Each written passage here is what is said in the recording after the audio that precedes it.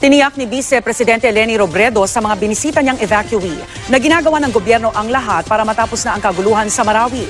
Sa gitna ng hirap na kanilang dinaranas, ipinagdiwang pa rin ng mga bakwit ang pagtatapos ng Ramadan.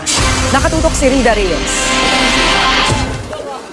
Agad na pinag-agawa ng mga bakwit ng Marawi ang sakong puno ng talong at kalabasa at mga galunggong nang ipamahagi bilang donasyon sa evacuation center na ito sa Maria Cristina, Iligan City. Sa opisyal na pagtatapos na panahon ng Ramadan, na karaniwang sinasalubong ng engranding kainan ng mga Muslim, napalitan ng 7 pirasong isda at nilagang gulay na pagsasalu-saluhan ng 3 pamilya. Noon, marami kaming handa. Ngayon lang, wala. Kung wala hindi kami binigyan, wala kaming handa. Pero mabuti na raw ito kaysa maipit sa gitna ng gyerang walang katiyakan kung kailan magtatapos. Wala akong inisip, basta importante yung anak ko, miligtas ko yung 2. Kahit namatay ako, basta yung anak ko na 2 hindi mamatay. Kanina, dumalaw si Vice President Leni Robredo sa ilang evacuation center sa Baloi at Iligan para kamustahin ang libu-libong bakwit. Yung questions nila sa akin nung una akong pumunta, pareho pa din. Kailan ito matatapos? Umaabot sa 300,000 ang mga bakwit na lumisan sa Marawi, na karamihan ay narito sa Iligan. Hindi pa rin daw mapawi ang takot nila na masusundan ng mga terorista. Kaya naman bantay sarado ng mga tauhan ng AFP at PNP ang mga evacuation center na kanilang tinutuluyan. Mula rito sa Iligan City, Rida Reyes, Nakatutok, 24 Oras. Mahigit 1 buwan matapos sumiklab ang bakbakan sa Marawi, humihina at nag-aaway-away na raw ang mga Maute ayon sa militar. May mga miyembro rin daw ang Maute na gusto ng sumuko pero pinapatay raw ng mismong mga kagrupo. Nakatutok live si Chino Gascon. Chino. Reyes, sa impormasyong nakuha ng militar, buhay pa ang bihag ng Maute Group na si Father Chito Suganob kasamang higit kumulang 100 pang mga civilian hostages na ginagamit ng grupo na taga-bitbit ng kanilang armas at kanilang mga bala at syempre ginagamit din bilang human shields. Samantala, Rhea, walang pagbabagong sitwasyon dito sa Marawi City at simula kaninang umaga ay tuloy-tuloy ang airstrikes ng militar at yung palitan ng putok na hanggang sa kumagat ng dilim ay patuloy pa rin nating naririnig.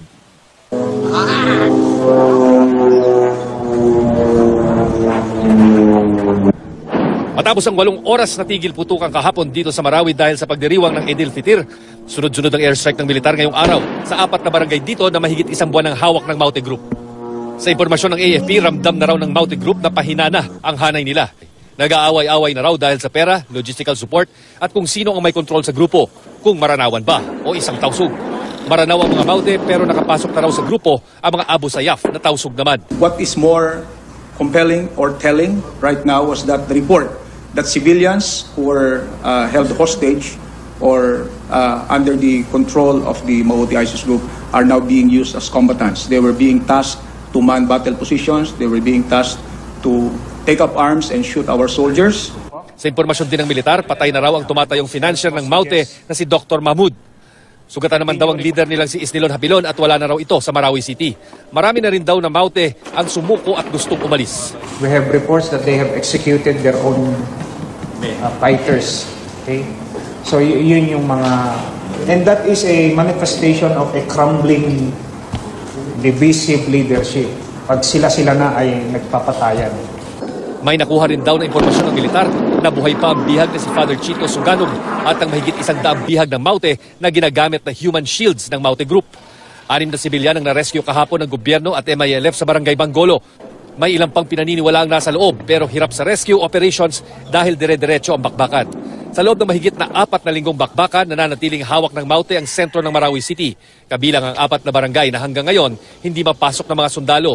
70 sundalo at pulis at halos 30 sibilyan na ang nasawi sa bakbakan.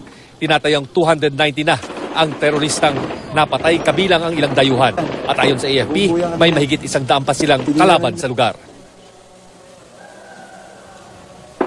Rhea, kinumpirma ng isang military source sa GMA News na may nahuli silang isang residente ng bayan ng Marantaw. No? Ito'y kalapit na bayan ng Marawi City dahil tumutulong di umano ito sa mga sugatang Maute fighters na makatakas mula sa Marawi City at nagbitbit din daw ito ng armas at bala para sa isang alias Nasser Maute. Ayon sa source, 5 Maute fighters ang naitakas ng taong ito nitong mga nakalipas na 3 araw. Ang bayad daw dito sa nahuling tao ay 500 piso kada Maute fighter na kanyang maitatakas. Rhea. Maraming salamat, Chino Gaston. Samantala, sumabak agad sa training si pambansang kamao Manny Pacquiao pagdating sa Australia, ilang araw bago sila magtuos ni Jeff Horn. Naging mainit naman ang pagtanggap kay Pacman pagdating niya sa Brisbane noong Sabado. Mula sa Brisbane, Australia, nakatutok live si Connie Sison. Connie. Rhea, wala na ngang isang linggo ang ating hihintayin bago natin muling masaksihan ang galing sa ring ng ating pambansang kamao na si Manny Pacquiao sa tinaguriang Battle of Brisbane, kung saan makakatunggali naman niya ang Australianong boksingero na si Jeff Horn sa darating na linggo. Pasado alas 7 ng umaga dito sa Australia, 5.8 kilometers sa loob ng mahigit 30 minutos ang tinakbo ng ating pambansang kamao sa paligid ng kanyang tinutuluyang hotel. He's in great shape. It's Pacquiao. He did well. His last sparring session is a good sparring session, nice and fast. His mind is on the fight. Nag-crunches rin siya ng 1,000 beses. Mas mababa ito kumpara sa dami ng crunches niya noon na nasa 1,500 sa umaga at 1,500 crunches din sa hapon. Alas 3 ng hapon, nagsimulang dumating si Manny sa PCYC Gym sa loob ng Suncorp Stadium. Dito, nag-4 na round sila ng Australianong sparmate niya na si George Kambosos Jr. Pinagbawalan ng media kunan ang huling sparring session. I'm very fast, but so is Manny. So it's there, and I think just gonna find that out real fast on Sunday. Dinalaw din si Pacman ng Brisbane Mayor kanina sa gym. I'm in a situation where Jeff Horn is also a relative of mine, so we've got that. But it's a fight between gentlemen, and that's the great thing about this contest. They're both very humble boxers, and we're looking forward to a spectacular event on Sunday. Namataan din sa gym si Top Rank CEO Bob Arum. Taliwas ang naging pahayag nila ni Manny tungkol sa pagtatapos ng kontrata sa Top Rank. Tapos na yung kontrata with Bob Arum? Yes. Okay, so are you planning to still continue with him or meron na kayong bagong plano? Wala namang problema kay Bob. Maganda naman yung relationship namin. So are we expecting na magre-renew kayo ng kontra? Depende na sa pag-uusap kung hindi naman siya nagpo-propose eh. Our contract goes through the middle part of 2018. Sa kabila ng mga seryosong usapin, kita ang pagiging palabiro ni Pacman gaya ng nasaksihan namin sa biyahe ng eroplano mula Jensan patungong Brisbane. Ganito lang, masaya lang kami. Nang magsimba naman kahapon, natanong si Pacman tungkol sa bakbakang Floyd Mayweather Jr. at MMA champion Conor McGregor. Floyd Mayweather will win because the fight is in boxing, not in a MMA fight. Renew over din si Pacman ng church community sa Australia para sa kanyang tagumpay. Salamat naman ako dahil pray over sila sa akin and then support. Rhea, napag-alaman na nga natin na sa online selling ng mga tickets ay ang natitira na lamang ay masa 1,000 tickets na lamang. At ito'y nagkakahalaga mula 1,500 hanggang 11,500 pesos. At mula naman po dito sa Brisbane, Australia, Connie Sison, nakatutok 24 oras. Maraming salamat, Connie Sison. Sabi nila ang bayan ng Barlig sa Mountain Province ay hindi raw barlig kung walang ulan. At ang madalas na pag-ulan ang nagiging dahilan ng madalas na pagguho ng lupa roon. Pero hindi po ito naging balakid upang isagawa ang Kalusugan Caravan Project. Ito na po ang ika-7 taon ng proyekto sa Barlig. Perwisyo ang dulot sa kabuhayan ng gumuhong daan sa bahagi ng Barlig sa Mountain Province. Kahit nilagyan ng pansamantalang tulay, delikado pa rin. Kaya ang mga taga rito, pahirapan sa pagtawid ng kanilang mga produkto. Ang pamilya ni Miko, imbis na dalhin ang mga produktong repolyo sa karating bayan ng Bontoc, dito na lamang ibinenta sa Barlig. Hindi na nabebenta sa ibang lugar dahil nasira ang tulay. Sa Barangay Lingoy, hindi na inaani ang mga pananim. Nabubulok ang mga pananim namin dito dahil hindi namin may transport. Yung mga bilihin po dito, nagmahalan ng presyo. Malaki rin ang epekto ng gumuhong daan pagdating sa kalusugan ng mga taga-Barlig. Especially during emergency cases na kailangan po namin i-refer yung mga pasyente sa ibang lugar. Kasabay ng pagdiriwang sa ika-51 taong pagkakatatag ng bayan ng Barlig, hatid natin sa kanila ay serbisyo medikal. Kabilang sa mga natignan ng doktor si Lola Felisa na nakailang panikpanaog sa matatarik na hagdan makakuha lamang ng ating libreng serbisyo. Yan ay kahit pa wala siyang suot na tsinelas at namamagana ang kanyang mga kamay at paa. Namamagana rin yung mga ugat niya dito. Una naming iniisip pa ganon, may congestive heart failure. I-sinuggest namin na magpa-admit na siya sa ospital. I-diuresis, tapos imamonitor yung potassium, sodium level. Nasa halos 1,000 individual ang ating naserbisyohan sa ating isinagawang Kalusugan Caravan Project sa bayan ng Barlig, Mountain Province.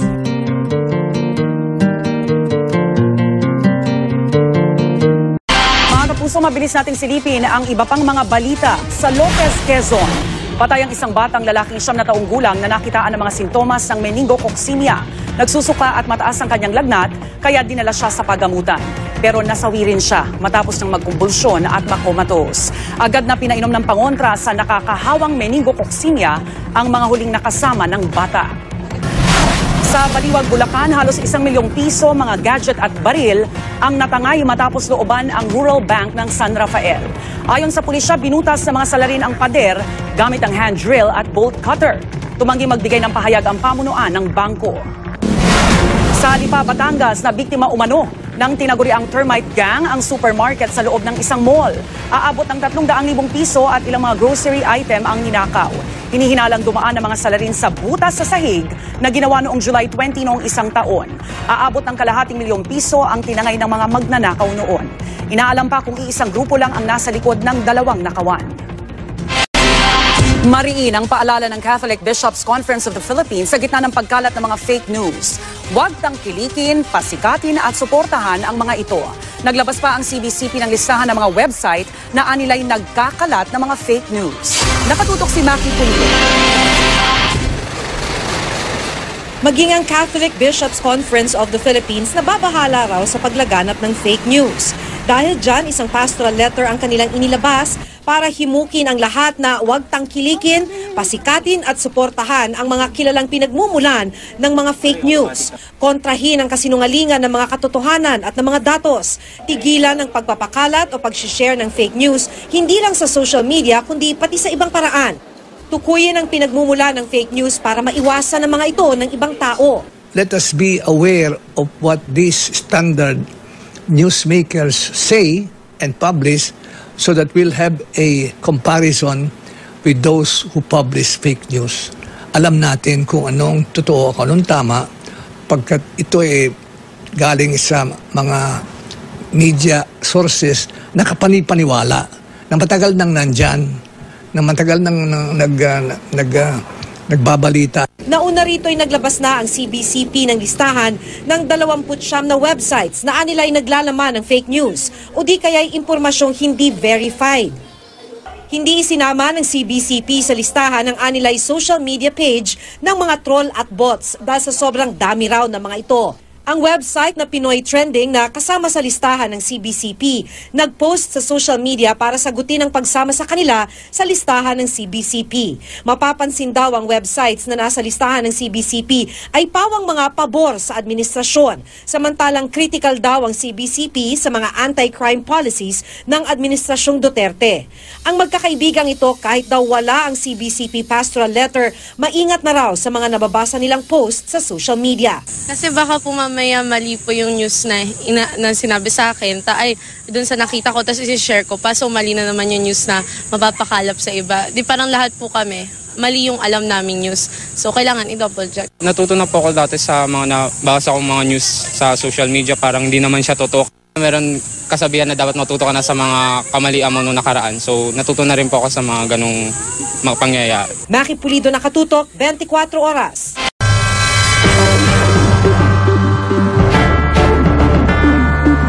Pagsugpo sa ilegal na droga ang ginawang pangunahing misyong ni Pangulong Rodrigo Duterte. At yan ang siya'y maupo sa pwesto mag-iisang taon na ang nakalipas. Dahil sa kampanya na yan ng gobyerno, marami ang mga natukoy na sangkot sa droga. Marami rin ang mga sumuko at marami rin ang mga napatay. Ano kaya masasabi dyan ng gobyerno at ng kanilang mga kritiko? Yan ang tinutukan ni Rafi Dimas. Deadline noon ng Pangulo sa sarili, 3 to 6 months para wakasan ang problema sa droga.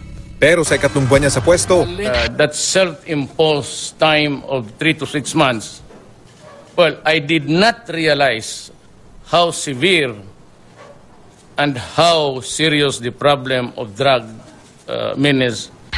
sa unang taon ng kanyang panunungkulan, hindi pa rin nabubura ang problema sa droga.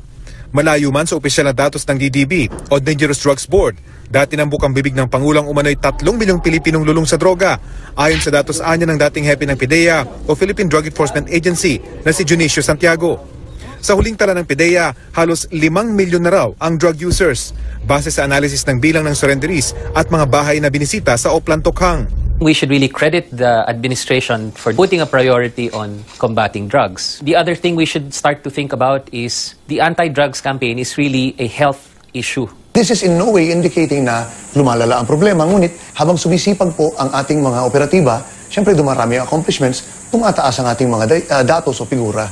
Sa pinaigting na kampanya kontra droga, mahigit 1 milyong gumagamit at nagtutulak ng droga ang voluntaryong sumuko. Mahigit 80,000 arestado. Mga high-value targets o drug traffickers, nabawasan daw. Higit 18 bilyong pisong halaga ng droga at iba pang ebidensya, nasa wata sa halos 60,000 operasyong kontra droga. Pero kakabit ng pinangakong resulta ng Pangulo, mahigit 3,000 patay sa police operations. Lagpas 2,000 iba pa, pinaslang sa mga insidenteng may kinalaman sa droga. If the outcome is nasasaktan yung kabataan, nawawalan sila ng tiwala sa mga pulis natin, mas lalong lalago yung problema. There were clearly missteps, as with any policy strategy. And some of these missteps, unfortunately, resulted in things that we can no longer correct. Overall, naging effective yung ating campaign against illegal drugs. Somewhere along the way, natural magkakaproblema. May mga natira pa rin na mga miyembro ng kapulisan na medyo nalilis na landas. Yung pagpapromote ng human rights is a core values ng Philippine National Police. Lahat naman nagkakasundo na ang droga, isang problemang kailangang masawata. Pero kung papaano, dito nagkakatalo ang pananaw ng gobyerno at mga kritiko. The challenge for the PNP is to clean their ranks and to improve their processes and to be the institution that actually advances human rights and the protection of our citizens. Sa pinakahuling social weather station o SWS survey sa unang 3 buwan ng 2017, mula sa plus 77 excellent na net satisfaction rating ng pamahalaan pagdating sa kampanya kontra droga noong nakarang taon, bumaba ito sa plus 66 o very good. We should not judge the anti-drugs campaign on just 1 year of work, but we can critique the policy. Some of what they're doing is not going to work based on international evidence and is not working based on our own experience. Rafi Tima, Nakatutok, 24 oras. Imbis na ginhawa, perwisyo pa raw ang idinudulot ng mga proyekto panlaban sa baha ng MMDA. Sa pagsusuri ng Commission on Audit, aabot sa halos 180 milyong pisong halaga ng mga proyekto ang hindi natapos mula 2014 hanggang 2016. Yan ang tinutukan ni Rafi Tima. Likas na bahain ang bahaging ito ng Pasong Tamo malapit sa JP Rizal sa Makati City tuwing tag-ulan. Kaya naman ang mga residente rito, tuwang-tuwa umano nang simula noong nakarang taon ang Drainage Improvement Project. Base sa kalatas na ito tungkol sa proyekto, Agosto noong nakarang taon pa ito dapat natapos. Pero mag-iisang taon na, hindi pa ito nakukumpleto. Malaking tulong sana to. Oo, kung natuloy na yan, siguro wala nang baha dito kasi malalim yan eh. Pero dahil hindi natapos, baha pa rin. Baha talaga, oo. Ang isa pang bahagi ng flood control project sa Pasong Tamo pa rin, perwisyo umano at hindi ginhawa ang idinudulot ng hindi pa rin matapos-tapos na proyekto. Hindi po perwisyo, sobrang perwisyo po yung nadudulot. Lalo na sa panahon ngayon na tag-ulan, nagpuputek, nagkukos din ho yan ng mga sakit sa mga bata, sa mga dumadaan, tsaka po yan perwisyo sa negosyo.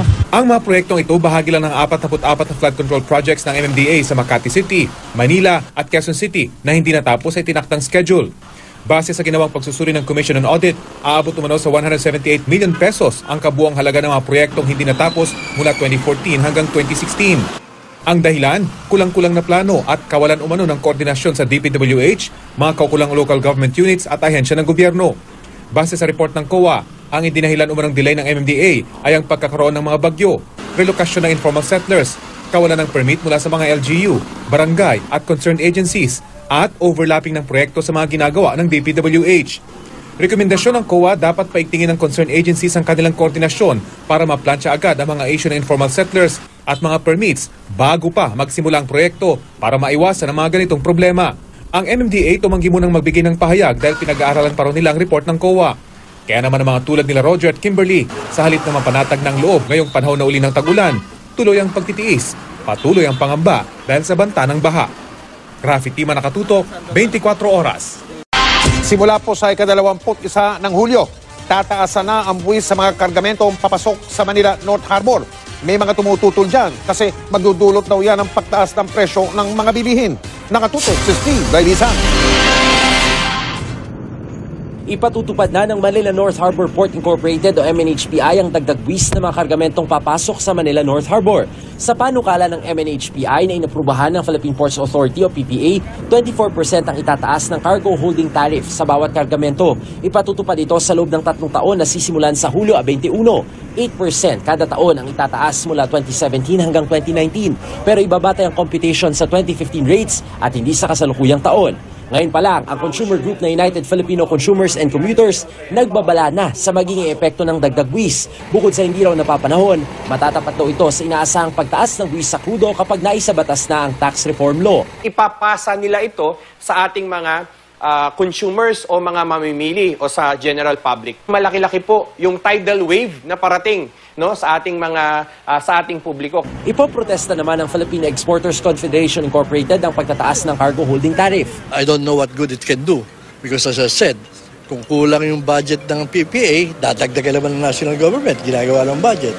And if they have to build something, the national government is the one planning it.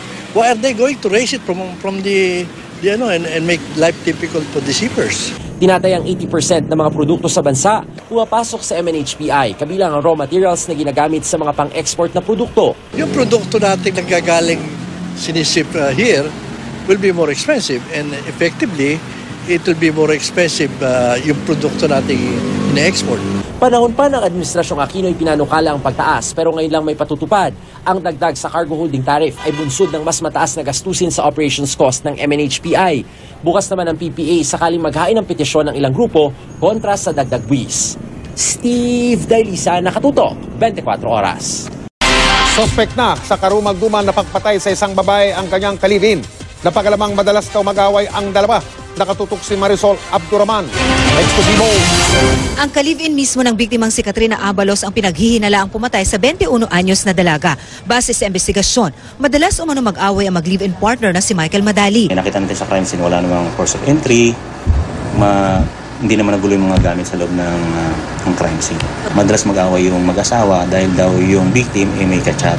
Bandang alas 3 hanggang alas 4 ng hapon itong Sabado, narinig pa raw ng ibang tenants na nagtatalo ang mag-live-in sa kanilang inuupahang kwarto sa Caloocan. Sabi ng kasera, inireklamo na sila ng kapitbahay. Kaya sabi ko, Michael, pagka nag-away uli kayo, iyaano ko na kayo sa barangay. Yung sigaw niya parang yung nag-aaway din daw po. Kinano niya raw yung yung pinakataas, tinuktok niya, tumuktok lang din daw. Pasado alas 8 ng gabi, natagpo ang patay si Abalos sa kanyang kwarto. Walang saplot pang ibaba, may 5 saksak sa iba't ibang parte ng katawan. Ang nakadiskubre ay ang kapatid ni Michael. Wala ro noon si Michael dahil umuwi ng Ilocos. Maging ang alagang aso, nakitang nakatape ang bibig. Pagpasok ko, kita ko yung paa niya na nakadapa. Bumaba na po ako, tinawag ko po yung sa parlor, nagpahinga ako ng tulog. Kuya, parang di na gumigising yung ate ko. Tapos pinuntahan po namin sa loob, tapos inilawan namin yung duguan na po. Despan niya is nakatayo pa, nakasinde na nakatutok sa kanya. Yung lamesa mali, Jusilia, nandun pa rin, intact pa rin. Gusto ng barangay na masilip din ng pulisya ang kuha ng CCTV nitong Sabado ng hapon, kung saan makikita ang isang lalaki na naka-backpack na palabas ng gate ng bahay. Pasado alas 6 naman ng gabi, isa pang lalaki na nagpapagpag habang paalis. Kilala namin ang bawat tao na lihitimo rin dito. Pero kung baguhan sa lugar, medyo hindi namin ma-identify. Patuloy ang investigasyon ng pulis sa insidente. Marisol Abduraman, Nakatuto, 24 Oras. Mapapanood na simula ngayong gabi sa GMA Telebabad ang bagong romantic comedy series na I Heart Davao. Pagbibidahan niya ng kapuso real-life sweethearts na sina Carla Abellana at Tom Rodriguez at ng kapuso hunk na si Benjamin Alves. Bukod sa mga nakakikilig at nakakatawang eksena, tiyak na mai-inlove din kayo sa ganda ng tanawin at kultura ng Davao City kung saan sinut ang karamihan ng scenes. Marami pa po tayong may init na mga balita. Kasama po natin ngayong gabi ang masipag at pinagkakatiwalaang kapuso natin. Walang iba kundi si Rhea Santos. Rhea.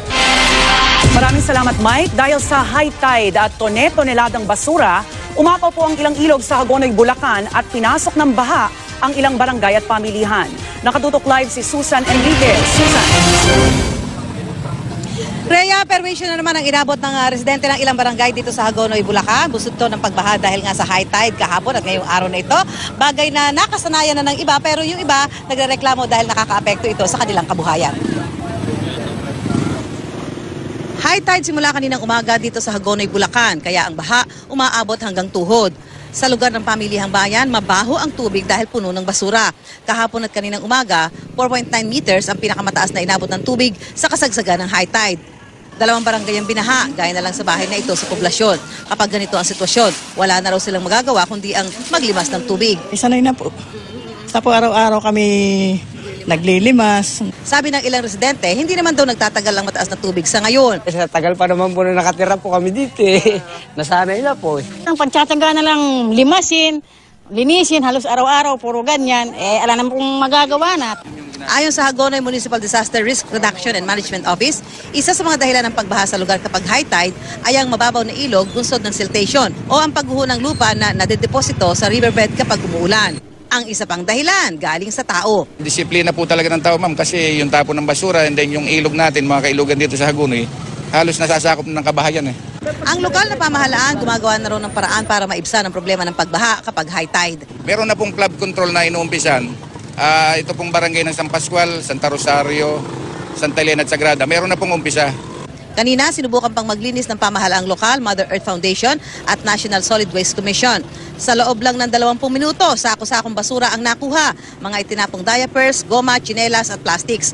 Ayon sa mga residente ng Barangay San Miguel, palala ng palala ang pagbaha. Dati ay tumatagal lamang daw ito ng 1 linggo pero ngayon ay umaabot na ng 2 linggo.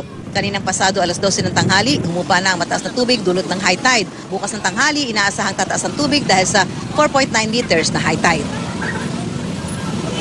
Bago magtanghali bukas, inaasahan ang pagtaas ng tubig dahil nga sa high tide, kaya pinapaalalahanan ng lokal na pamahalaan ng Hagonoy ang mga maaapektuhang residente na gawin ang kaukulang mga paghahanda. Rhea? Maraming salamat, Susan Enriquez. Nagbabalik na ang paboritong promo ng GMA Network sa mas pinabonggang Kapuso Millionation. Ngayong taon, may isang winner na sa bawat isa sa 18 regions ng Pilipinas. Kaya buong bansa may chance na maging instant milyonaryo at magka-brand new house and lot sa Grand Draw. Simula July 1, pwede nang magpadala ng entries. Para sa iba pang detalye, bisitahin lang ang facebook.com/GMA-promos.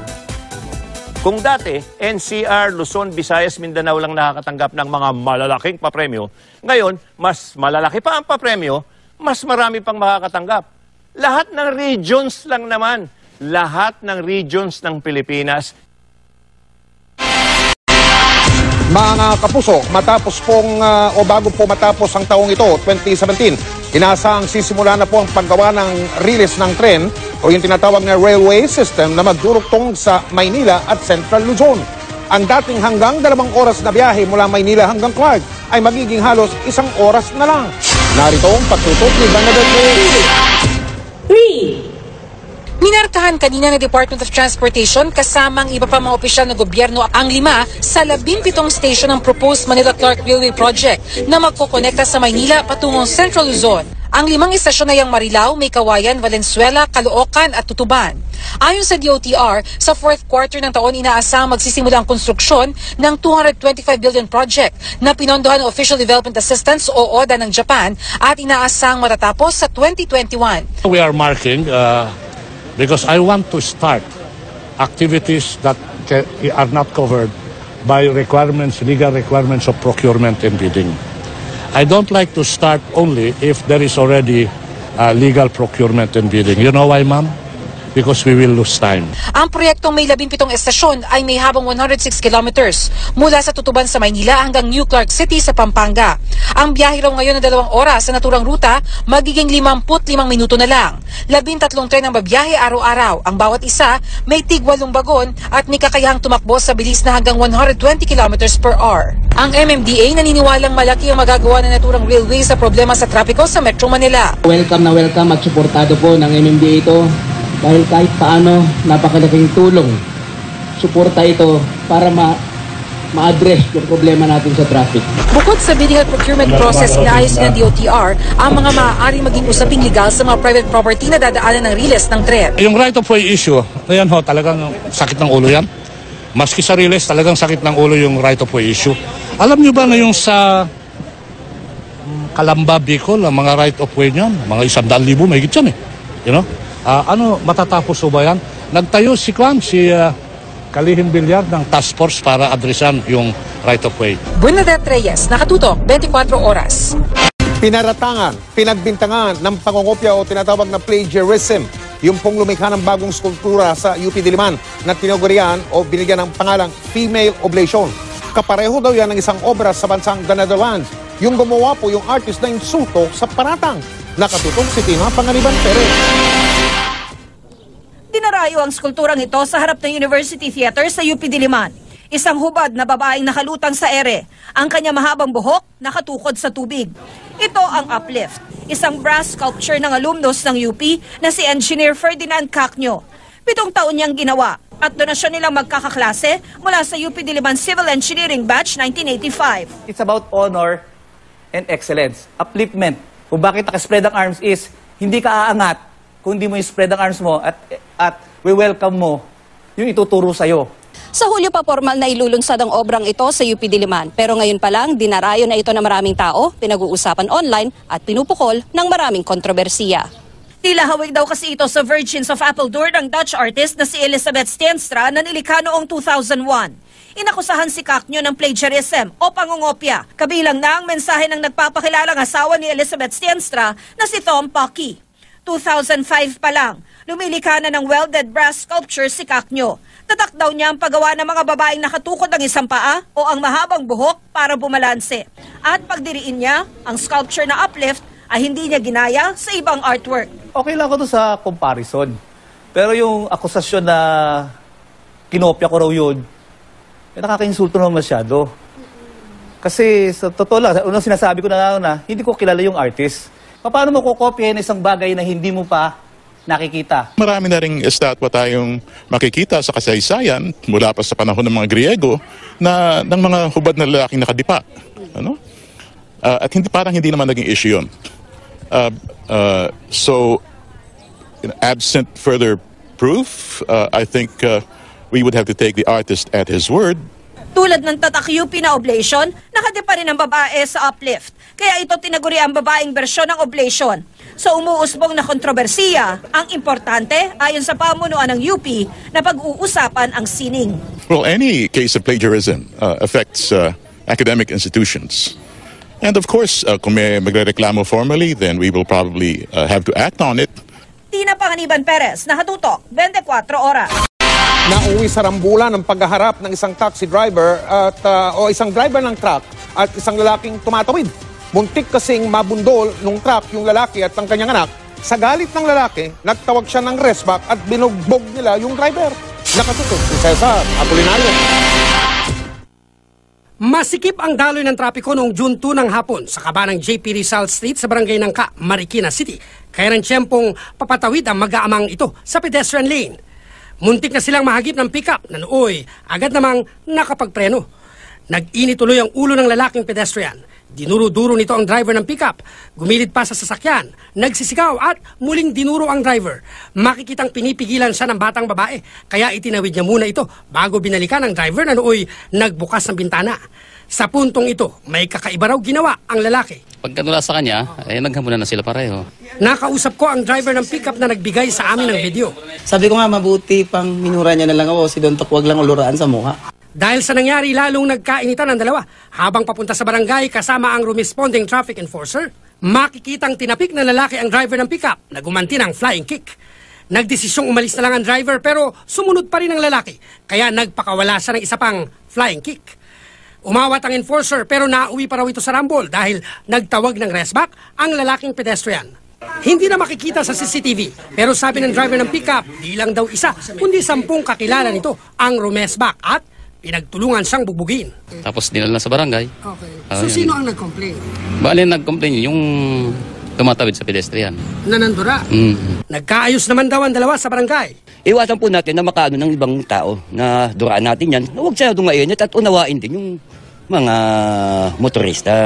Sinubukan namin kunin ng pahayag ang pedestrian na nakaalita ng driver pero nag-abroad na raw ito. Cesar Apolinario, Nakatutok, 24 Oras. Mag-aala Juan Manuel Marquez daw ang Australianong si Jeff Horn na target man-knockout si Manny Pacquiao sa kanilang laban sa Linggo. Mula sa Brisbane, Australia, nakatutok si Mav Gonzalez. Naninibago pa raw sa atensyon ang makakalaban ni Pacman na si Jeff Horn mula kasi sa pagiging isang guro. Ngayon lalaban siya sa harap ng mahigit 50,000 fans para sa WBO welterweight title. From 1,500 crowd size to 55,000, it's a massive jump to be in a stadium like Suncorp. The Cauldron, who knows? I don't know. I've never been in a situation like that before, but I think the more pressure that's on me for a fight, the better I perform. May record na 16 wins, 0 loss, 1 draw, 11 knockouts si Horn. Hawak ng 28-year-old Australian ang WBO Intercontinental Welterweight title at IBF Intercontinental Welterweight title. Nasa 156 pounds pa siya ngayon. Mas mabigat ng 9 pounds sa 147 weight limit. Ayon sa trainer niyang si Glenn Rushton, pinaghahandaan nila ng husto si Pacquiao. When you're fighting a great champion like Manny Pacquiao, you must be disciplined throughout the entire fight. You know, you can't warm into the fight. And you can't cruise at the end either. It's a sheer intimidation that's Manny Pacquiao. I'm not going to let that bother me. His speed is super fast, and his left hand is his powerhouse hand. So I'll be watching all of those three, and if I can avoid them, I'm on my way to winning, hopefully.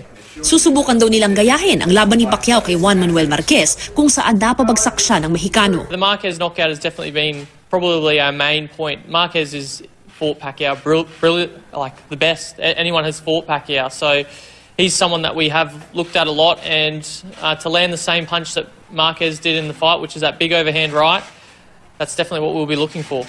Inaasahan ng Top Rank na mapupuno ang Suncorp Stadium. It's unbelievable. It's absolutely tremendous to have an audience like this. We're expecting over 50,000 the day of the fight. Mula na unang pumasok si Jeff Horn sa gym na ito noong 2006, nagkaroon siya ng makulay na amateur at professional boxing career. Kabilang na ang pagsali sa 2012 London Olympics. At sa darating na linggo, gagawin niya raw ang lahat para maging kauna-unahang World Welterweight Boxing Champion ng Australia. Mula rito sa Brisbane, Australia, Mav Gonzalez, Nakatutok, 24 Oras. Hindi po natin alam kung ikagagalak nyo o ikalulungkot ninyo itong susunod na balitang ito. Balak ng Department of Finance na bawasan ang kasalukuyang 12% VAT sa mga produkto at serbisyo. Pero kakibat naman yan ay posibleng may mga matanggal sa lista ng mga exempted o hindi nagbabayad ng tax ngayon gaya ng upa sa bahay. Nakatutok si Cedric Castillo. 25 taon nang nangungupahan si Philip sa bahay na ito sa Sampaloc, Maynila. May kabigatan pero sulit na rin daw ang 6,000 pesos na upa kada buwan. Sa umiiral na tax code sa Pilipinas, exempted si Philip sa 12% na value-added tax o VAT dahil wala pang 10,000 ang kanyang upa. Malaking bagay na rin. Ano bang pwede natin magastos pagka mga ganun? Okay, sa mga pagkain, bigas, mga basic needs sa bahay. Pero kung tuluyang maisabatas ang Tax Reform Acceleration and Inclusion Act ng pamahalaan, ang mga katulad ni Philip, tatanggalin na sa listahan ng mga exempted sa VAT. Kaming mga middle class, medyo mahihirapan pagdating doon. Kasi every year madadagdagan yun. Medyo masakit na. Sa tax reform program ng Administrasyong Duterte, bukod sa layong ibaba ang personal income tax, balak din daw bawasan ang kasalukuyang 12% na VAT sa mga produkto at serbisyo. Pero iiksi ang listahan ng mga exempted. So yung ating gustong mangyari sana, kung mapaplug natin yung exemption, kung mababawasan natin yung mga taong hindi nagbabayad ng VAT, pwede nating ibaba yung value ng VAT from 12% to siguro yung sa katulad sa ating mga kapitbahay, baka pwedeng 10 or 7. Ayon sa Department of Finance, kumpara sa Thailand, mas maraming VAT exemptions sa Pilipinas. Kahit mas maliit ang VAT sa Thailand, pareho lang ang nakokolekta ng dalawang bansa mula sa VAT. Tatanggalan din ng VAT exemptions ang mga kooperatibang kumikita ng bilyong-bilyong piso. Boy Scout of the Philippines at Girl Scout of the Philippines. Ang gusto sana natin, mga maliliit lang ang kita, yun ang dapat mong i-exempt. So, papawasan natin yung mga hindi nagbabayad ng VAT para kung mas marami tao nagbabayad ng VAT, pwede na nating ibaba yung rate. Kailangan pag nagbayad yung maliit, pati malaki bayad din. Para fair. Pero yung ibababa, agree kayo? Oo, agree ako. Mas maganda kung ibababa yun. Kasi malaking tulong yun sa mga mahihirap na katulad nung namin. Nakalusot na sa Kamara ang House Bill 5636. Maliban sa VAT at personal income tax, ipinapanukala rin ang pagtatas naman sa excise tax ng mga produktong petrolyo. Gayon din ang tax sa bentahan ng mga sasakyan. Cedric Castillo, Nakatutok, 24 Oras. Nagulat at nagalit ang mommy ni Charisse dahil hindi man lang daw ipinaalam sa kanya ang pagpapalit ng pangalan ng anak bilang Jake Zyrus. Sa kabila nito, umaasa pa rin naman siyang babalik ang anak na matagal nawalay sa kanya. Yan ang eksklusibong chika ni Nelson Canlas. Hindi raw natutuwa si Raquel Pempenco sa ginawang pagpalit ng pangalan ng kanyang anak na mula Charisse ay nais na ngayong makilala bilang Jake Zyrus. Paano nga raw ba niya matuturuan ang sarili na tawagin ang anak sa pangalang hindi niya ibinigay? Nagalit ako, syempre, kasi hindi mawawala sa nararamdaman ko yung magalit dahil ako yung nagbigay ng pangalan ni Charisse. Sama ng loob kasi bakit hindi pinaalam sa akin, nandito lang naman ako. Batid din ni Mami Rax ang galit na mensahe ng kanyang ina laban kay Jake Zyrus. Straight to the point, hindi ako naiipit dahil isa lang naman ang kakampihan ko, anak ko. Mula sa Laguna, naninirahan na raw ngayon si Mami Raquel sa Lopez, Quezon. 2 taon na raw tila iniiwasan siya ng anak.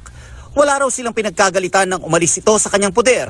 Ayon kay Mami Raquel, ilang ulit na raw siyang nag-reach out sa anak na nauwi sa wala. Kaya't naghihintay na lang daw siya sa muling paglapit nito. Ano man ang gawin niya, magpalit man siya ng girlfriend, magpalit man siya ng manager, magpalit man siya ng mga kaibigan, o kahit na pangalan pa niya ang palitan niya, basta isipin na lang ni Charisse na she's still my daughter, siya pa rin yung anak ko. Nandito lang kami ng kapatid niya, si Carl. Nelson Canlas, updated sa Showbiz Happenings. Patay ang isang negosyante matapos siyang pagbabarilin ng malapitan. Sa harapan ng kanyang furniture shop, nagre-reklamo ang pamilya niya. Hindi raw pumayag yung mga responding pulis na dalhin nila agad sa ospital ang biktima. Nakatutok si Athena Imperial. Nagsasara na ng kanyang furniture shop si Michael Versosa kasama ang ilan niyang empleyado dakong alas 9 kagabi.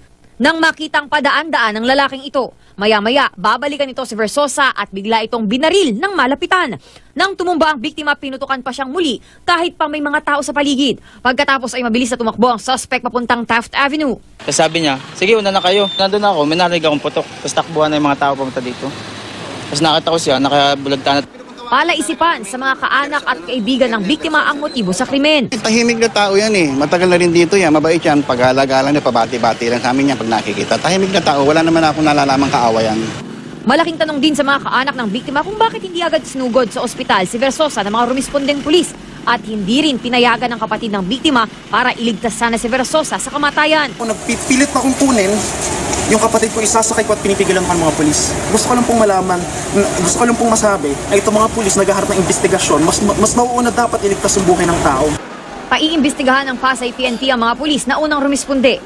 Nakasaad kasi sa revised PNP operational procedures na kailangang iligtas ng first police responders ang buhay ng biktima. Kailangan din nilang i-preserve ang crime scene at siguraduhin walang mababago o magagalaw sa mga ebidensya sa lugar. We want to determine kung meron bang paglabag dun sa protocol namin. Pag nalaman namin na may paglabag, then automatic, sasanction namin sila. Athena Imperial, Nakatutok, 24 Oras. Sa ika-4 na pagkakataon ngayong buwang ito ng Hunyo, may bawas presyo ulit sa mga produktong petrolyo. 40 sentimo kada litro ang bawas sa gasolina, 25 sentimo naman sa diesel. Ipinatupad yan ng kumpanyang Phoenix Petroleum Philippines kaninang alas 6 ng umaga. 35 sentimo naman ang rollback sa gasolina at 20 sentimo sa diesel at kerosene ng Flying V at Petron. Gayon din ang PTT Philippines maliban sa kanilang kerosene. Bunsod ito ng paggalaw ng presyuhan sa pandaigdigang pamilihan o yung tinatawag na world market. Hindi na nakalaban ang isang trabahador ng pabrika nang bugbugin siya ng isa o manong pulis na nakikipag-inuman. Ang pangyayari ay nahuli kam at tinutukan ni Maring Sumali. Akalaing nagkakasiyahan lang sa inuman ng grupo ng mga lalaking ito gabi ng Biyernes sa Barangay 159 Zone 14 Tondo, Maynila. Maya-maya pa, tumayo mula sa pagkakaupo ang isang lalaki at tumawid. Pagbalik niya, hila-hila niya ang isa pang lalaki at dinala sa likod ng bahay. Natatakpan na ang bahaging ito mula sa CCTV. Pero ayon sa barangay, dito na raw pinagbubugbog si Ernesto Alimangohan, 57 taong gulang na trabahador umano sa isang pabrika. At ang gumugulpi sa kanya, isa umanong pulis na botas. Mag-isang babalik sa inuman ng lalaki habang sa kabilang bahagi ng kalsada, naglakad pabalik ang binugbog umanong lalaki. Pero maya-maya pa ay lumapit ang biktima, tila para kausapin ang dumampot sa kanyang lalaki. Pero ang napala niya, yelong ibinato sa kanyang mukha at isang malakas na bigwas sa katawan. Mapapaatras ang biktima pero hinabol siya ng suspect at kinarga na parang bata. Muli siyang dinala sa likod ng bahay na hindi hagip ng kamera at muli raw ginulpi. Mas matagal bago bumalik sa inuman ng suspect at hindi na nakitang nakalabas pa ang biktima. Tumanggi nang humarap sa kamera ang pamilya ni Alimangohan pero kwento nila ang pag-ihi ng biktima sa motorsiklo ng suspect ang punot dulo ng pambubugbog. Wala pa rin pagkakakilanlan ng umunoy pulis na nambugbog na isinumbong na ng pamilya sa barangay at sa Manila Police District. Mariz Umali, Nakatutok, 24 Oras. Mga puso, huling linggo na ng Hunyo pero wala pa ring bagyo sa Philippine Area of Responsibility. Pinipigil pa rin kasi ng isang high-pressure area dyan sa may Western Pacific ang pagbuo ng bagyo. At hindi ito pangkaraniwan dahil yung mga taong 1983, 1998 at 2010 pa, huling walang bagyo ang buwan ng Mayo at Hunyo. At mga El Nino po yung mga taon na yon. Pero ngayong 2017, neutral condition tayo mga kapuso. Walang El Nino at wala ring La Nina. Thunderstorm naman ang dahilan ng mga pagulan sa hapon sa halos malaking bahagi ng bansa at sa datos ng Metro Weather. Magiging maulap dito sa Metro Manila at posibleng umulan mula umaga yan hanggang sa gabi. At mataas pa rin ang tsansa ng ulan Miyerkules ng hapon hanggang sa Biyernes. Sa Luzon, maghapon ang inaasang ulan sa rehiyon ng Mimaropa, lalo na dyan sa may Mindoro, kasama na ang Bicol Region. Habang sa hapon, maging IM ready na sa thunderstorm ang mga taga Ilocos Region, Cordillera, Central Luzon at dyan sa may Calabarzon.